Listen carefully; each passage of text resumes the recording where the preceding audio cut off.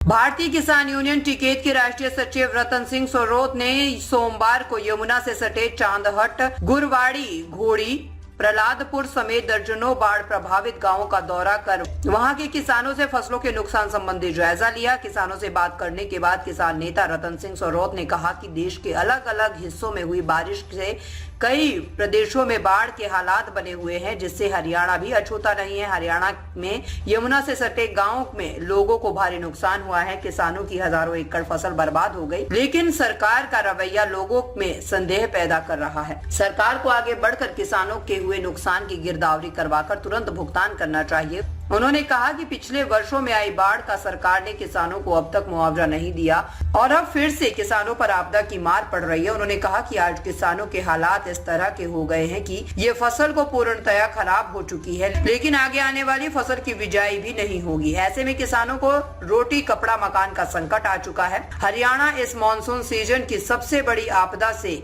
अब भी जूझ रहा है। प्रदेश के 11 जिलों में सीधे तौर पर बाढ़ का प्रभाव है। 11 शहर और 72 कस्बों में अभी भी डगर पानी में डूबे हैं, तो गांव में विकट परिस्थितियों का आंकड़ा बढ़ रहा है। रतन सिंह सोरोत ने कहा है कि राज्य सरकार की विफलता के कारण राज्य में बाढ़ और जलभराव की स्थिति बनी हुई है। लोगों को तत्काल मदद और मुआवजे की जरूरत है, लेकिन नुकसान के बजाय सरकार ने एक बार फिर से लोगों को पोर्टल के हवाले कर दिया है। उन्होंने कहा है कि पिछले सालों से सरकार मुआवजा देने के बजाय पोर्टल का खेल खेल रही है और इस व्यवस्था के कारण किसी भी आपदा से पीड़ित 90% लोगों को मुआवजा नहीं मिल पाता।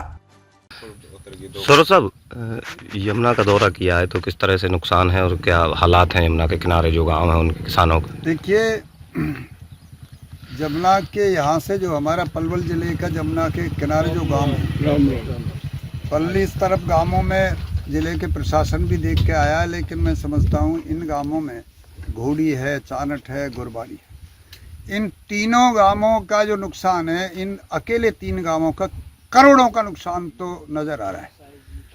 तो ये बड़े गांव है, बड़े गांवों जितना इनका नुकसान है उसका अंदाज़ा लगाना बड़ा मुश्किल है, क्योंकि यहाँ से जहाँ लोग हम खड़े हैं, यहाँ से 2 किलोमीटर पल्ले साइड पर जो खनन का इकट्ठा है नज़र आ रहा है, वो उससे पल्ले साइड में जो यमुना है, तो ये 2 किलोमीटर से लेकर के चारों तरफ जितना नुकसान है ये करोड़ों में है।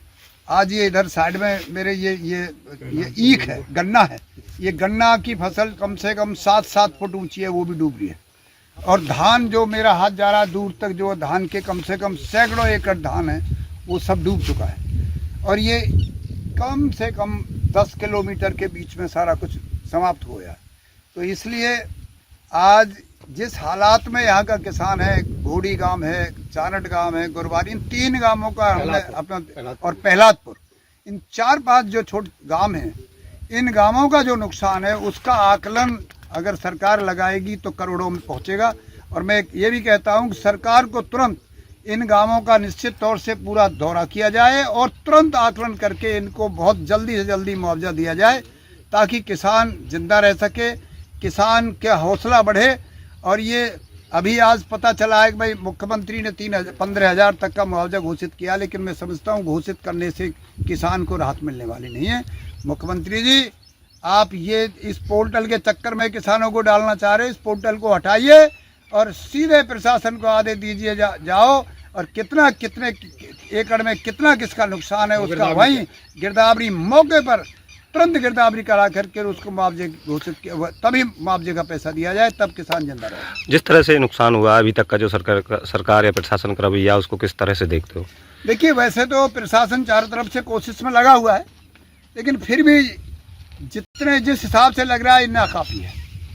आज हमने वो दौर भी देखा है, चौधरी देवीलाल जी का दौर भी देखा है। वो क्या करते थे, स्वयं मुख्यमंत्री दौरे पर निकलते थे और निकलने के बाद जब चौधरी देवीलाल दौरे पर निकलते थे, सारा अमला और सारा प्रशासन साथ रहता था और उस समय घोषित कर चले जाते थे। तो मैं कह रहा हूँ आज का जो मुख्यमंत्री हैं उनको ये चाहिए सीधे जाकर के जो ना तुरंत जो है मुआवजा दिलवाया जाए। आप किसान की हालत आज देखिए, क्या हालत है, किसान रो रहा है, किसान आत्महत्या के नज़दीक है।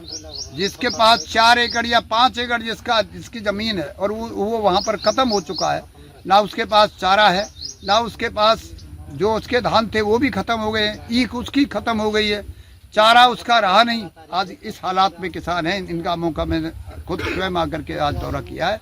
तो लगता है कि तुरंत जो है ना सरकार से, मुख्यमंत्री से मेरा ये निवेदन है, क्योंकि मैं आज अपने भारतीय किसान यूनियन की जिम्मेदारी निभा रहा हूँ। भारतीय किसान यूनियन का राष्ट्रीय मैं सचिव हूँ। उस नाते भी अभी पंजाब में हमारे भारतीय किसान यूनियन के कम से कम 50 ट्रक मटेरियल ले जा करके, सामग्री ले जा करके वहाँ पर पहुँचाने का काम किया है। और वहाँ भी हमारी यूनियन ने 2 जगह पॉइंट कर रखा था।